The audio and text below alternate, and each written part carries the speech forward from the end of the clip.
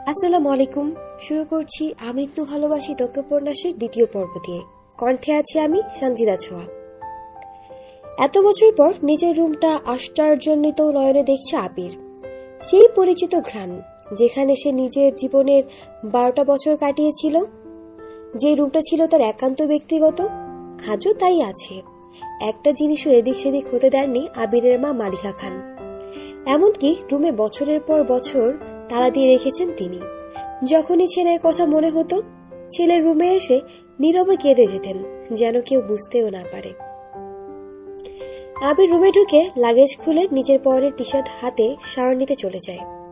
Shower শেষে বের হলেন একটা কফি কালার টি শার্ট আর একটা ট্রাউজার পরে, হাতে টাওয়াল নিয়ে মাথা চুল মুছতে মুছতে। খাটে বসে আছে তানভীর। লাগেজ নিয়ে এসেই রুমে বসে আছে সে। তানভীরকে দেখে আবির জিজ্ঞাসা করছে, কি হলো, কিছু বলবি? তানভীর মুচকি এসে জিজ্ঞাসা করছে, আচ্ছা ভাইয়া, ওই লাগেজটা ধরতে দিলি না কেন? কি আছে ওইটাতে? আবিরের চক্ষুদয়ে উদ্বেগ স্পষ্ট। জল শক্ত করে উত্তর দিল, ওইটাতে আবার পার্সোনাল কিছু জিনিস আছে। তানভীর হাসতে হাসতে উত্তর দেয়, সে পার্সোনাল জিনিসগুলো দেখতে ইচ্ছাই হচ্ছে আমার অবুঝ মন। কি করবো বলো? স্বভাব সুলভ গম্ভীর কণ্ঠে উত্তর দিল আবির, কাউকে দেখানোর জিনিস আশা করি পার্সোনাল হবে না।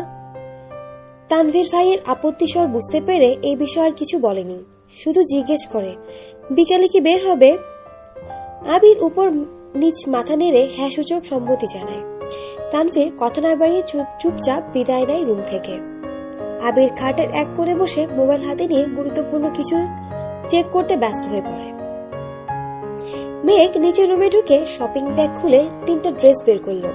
3টা জামাই অসাধারণ সুন্দর, 2টা গাউন ড্রেস আর একটা গর্জিয়াস কাজের 3 পিস। ল্যাপটপটাও খুলে দেখে, তার প্রয়োজনীয় সব অ্যাপ ব্রাউজার অলরেডি ল্যাপটপে সেট করা আছে। মেঘের দৃষ্টি যায় র্যাপিং পেপারে মোড়ানো বক্সের দিকে।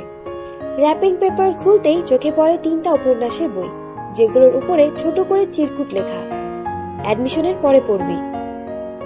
তার সাথে একটা ছোট বক্স, যেখানে এক বক্স রঙিন পাথর। মেঘের পাথরগুলো ছোটবেলায় খুব পছন্দ ছিল।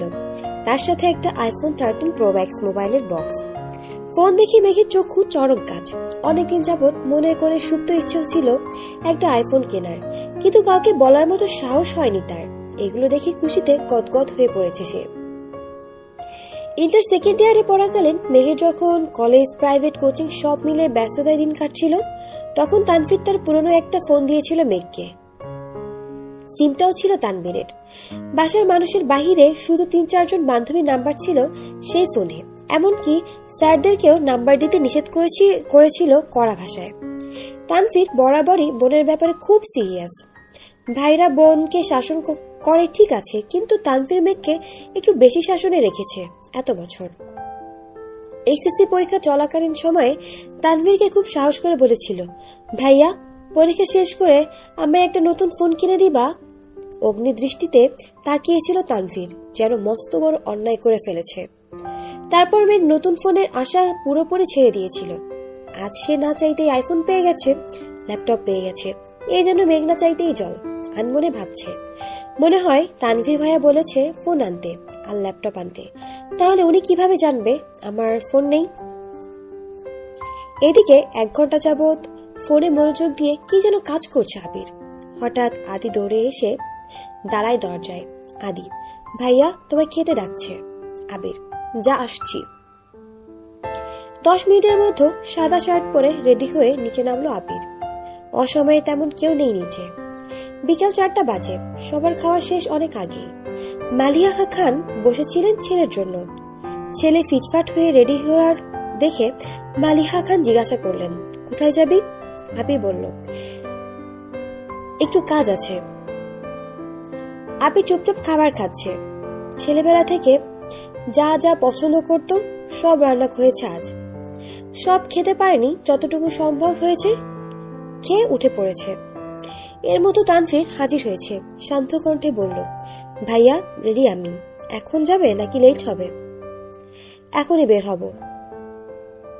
মালিহা খান রান্নাঘর থেকে ডেকে বললেন, গাড়ি নিয়ে বের হবি না? চাবি নিয়ে যা। গাড়ি লাগবে না আম্মু। দুই ভাই বের হয়ে গেল। যৌথ পরিবারগুলো সবচেয়ে আনন্দময় সময় হলো সন্ধ্যাবেলা। বাড়ির সকলে মিলে হইচই করে বিকালের নাস্তা খাওয়া, একটু টিভি দেখা, খেলাধুলা করা, আড্ডা দেওয়া। সমস্যা শুধু বড় ভাই তানভীর সবসময় মেঘকে চোখে চোখে রাখে। কি করছে, কি না করছে, কখন খাচ্ছে, পড়াশোনা করছে কিনা, এইসব কিছু দেখার জন্য এইসব কিছু দেখাই যেন তার একমাত্র কাজ। কিন্তু মিম আর আদিকে কোনোদিন একটা ধমক পর্যন্ত দেয়নি তানভীর। এ কেমন যেন দুমুখ ব্যবহার। তানভীর যতক্ষণ বাসায় বাহিরে থাকে ততক্ষণ মেঘ মুক্ত স্বাধীন। তানভীর বাসায় না থাকায় তিন ভাই বোন মিলে ছুটোছুটি করছে। মেঘ যা বলে ছোট দুইটা তাই করে। মেঘ আর আবিরের এখনো দেখা হয়নি। মেঘ কোচিং থেকে এসে রুমে যে ঢুকেছিল, তার গিফট নিয়ে ব্যস্ততার কারণে সবেমাত্র রুম থেকে নিচে এসেছে। অন্যদিকে আবির বাসা থেকে চলে গেল আরো 2 ঘন্টা আগে। মেঘ, মিম আর আদির ছুটোছুটি শেষ হয় বড় আব্বু জনাব আলী আহমদ খানের বাসায় প্রবেশ দেখে। আলী আহমদ খান বাসায় ঢুকতে ঢুকতে নিজের স্ত্রী মালিহা খানকে জিজ্ঞাসা করলেন, আবির কোথায়? মালিহা খান উত্তরে বললেন, ও তো তানভীরকে নিয়ে বের হলো বলল, কি কাজ আছে? আলী আহমদ খান সোফায় বসতে বসতে মেঘের দিকে তাকিয়ে প্রশ্ন করলেন, পড়াশোনার কি অবস্থা আম্মু? মেঘ শান্তস্বর উত্তর করল, আলহামদুলিল্লাহ ভালো বড় আব্বু। তবে তবে কি? প্রশ্ন করলেন আলী আহমদ খান। আমার ফিজিক্স আর ম্যাথ একটু সমস্যা, কোচিং এর সাথে কুলাতে পারছি না, প্রাইভেট গুলোতে অনেকটা এগিয়ে গেছে। আলী আহমেদ খান বললেন, ঠিক আছে, তোমার জন্য প্রাইভেট টিউটর নিয়ে আসবো, কাল বা পরশুর মধ্যে ম্যানেজ করছি, তুমি কি চিন্তা করো না, মন দিয়ে পড়াশোনা করো আম্মু। তোমার ভাই তানভীর তো আমার কোনো কথা শুনে না, আর না শুনে তোমার আব্বুর কথা। কোথা থেকে মাথায় ভূত চেপেছে রাজনীতি করবে, পড়াশোনায় গুরুত্ব না দিয়ে রাজনীতিতে গুরুত্ব দিচ্ছে।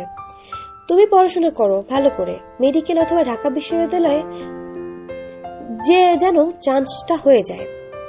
জি বড় আব্বু, চেষ্টা করব। খেয়েছো কিছু তোমরা? আলী আহমেদ খান জিজ্ঞাসা করলেন। এবার উত্তরটা মিম দিল, হ্যাঁ বড় আব্বু, খেয়েছি আমরা। ঠিক আছে, এখন রুমে গিয়ে পড়তে বসো। 3 ভাই বোন কোনো কথা না বলে 3 দিকে যে যার রুমের দিকে চলে যাচ্ছে। রাত 9টায় বাড়িতে ঢুকে আবির আর তানভীর। খাবার টেবিলে খেতে বসেছেন 3 ভাই আর আদি। মেঘ, মিম কেউ নেই। রান্নাঘরে 3 যা খাবার রেডি করছেন। বিকালে আবির সাদা শার্ট পরে বেরিয়েছিল। সাদা শার্টের 2-3 জায়গায় একটু একটু রক্ত লেগে আছে, আর আবিরের হাতে 3টা ওয়ান টাইম ব্যান্ডেজ লাগানো। নজরে পড়ে ইকবাল খানের। কিরা আবির, তোর হাতে কি হয়েছে? শার্টেই বা দাগ কিসের? এই কথাটা শুনে ছুটে আসেন মালিহা খান। কি হয়েছে আবির? বুকের ভিতর ছ্যাদ করে উঠেছে। একমাত্র ছেলের শরীরে একটা আঁচড়ও মা সহ্য করতে পারেন না। আবির, তেমন কিছু না, হাতে একটু লেগেছিল, ঠিক হয়ে যাবে, চিন্তা করো না। আর কথা না বাড়িয়ে সিঁড়ির কাছে চলে যায় আবির। আলী আহমেদ খান ছেলের দিকে তাকে প্রশ্ন করেন, খাবে না? না আব্বু, বিকালে খেয়েছি, খিদে নেই। এই বলে রুমের দিকে চলে যায় আবির। আবিরের কণ্ঠ শুনে মেঘ রুম থেকে বের হয় তাড়াতাড়ি। এতগুলো গিফট দিল, অবশ্যই ধন্যবাদ জানানো উচিত।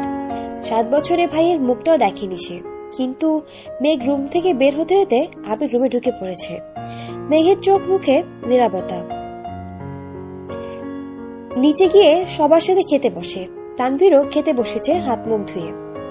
ইকবাল খান তানভীরের উদ্দেশ্যে বলে, তুই তো ছিলি আবিরের সাথে, কি হয়েছে বল? তানভীর, চাচ্চু, আমি তো ভাইয়ার সাথে বের হয়েছিলাম, কিন্তু পরে আমি পার্টি অফিসে চলে গিয়েছিলাম, তাই সঠিক জানি না। মেঘ যেন কিছুতেই বুঝতে পারছে না। বাড়িতে এসেছে 7-8 ঘন্টা হয়ে গেছে মানুষটার, অথচ সে এখনো দেখেনি তাকে। তার মধ্যে আবার কি অঘটন ঘটিয়েও ফেলেছে। সে শুধু চাচ্চু আর ভাইয়ের মুখের দিকে তাকাচ্ছে বারবার। আহমেদ আলী খান গম্ভীর স্বরে তানভীরকে বললেন, সে তো তোমার ভাই কম, বন্ধু বেশি। তাকে বলে দিও কোনো প্রকার মারপিট আর রাজনীতিতে যেন না জড়ায়। আর এটাও বলে দিও তাকে, তার বয়সটা কিন্তু আমি পার করে এসেছি। তাকে দেশে এনেছি মারপিট করার জন্য না। আমাদের ব্যবসার হাল ধরার জন্য। তানভীর: আসলে বড় আব্বু সামান্য হাত কেটেছে ভাইয়ার। আহমেদ আলী খান: থাক, আমায় কিছু বলতে হবে না। কোনটা মারপিটের কাট আর কোনটা কেটে যাও আমি কিন্তু বুঝি। তুমি তো নিজের রাস্তা বেছেই নিয়েছো, অন্তত তাকে বোঝাও এসবে যেন না জড়ায়। তানভীর: জি বড় আব্বু। মেঘ আচমকা প্রশ্ন করে বসে, কি হয়েছে? তানভীর মেঘের দিকে চোখ রাঙিয়ে তাকিয়ে বলে, তুই চুপচাপ খা। ইকবাল খান বড় ভাইয়ের দিকে তাকিয়ে বলে, আবির কেন মারপিট করবে? এত বছর বাইরে ছিল ছেলেটা, এখানে ওর কে আছে এমন শত্রু? বাড়ির সবার মধ্যে নীরবতা, কেউ কোনো কথা বলছে না। মেঘ মনে মনে ভাবছে, আবির ভাইয়া মারপিট করেছে, কিন্তু কেন? এত বছর ভাবতাম আমার ভাই পচা, রাজনীতি করে, আমায় শাসন করে, কিন্তু আবির ভাই তো দেখা যাচ্ছে পুরাই হিটলার।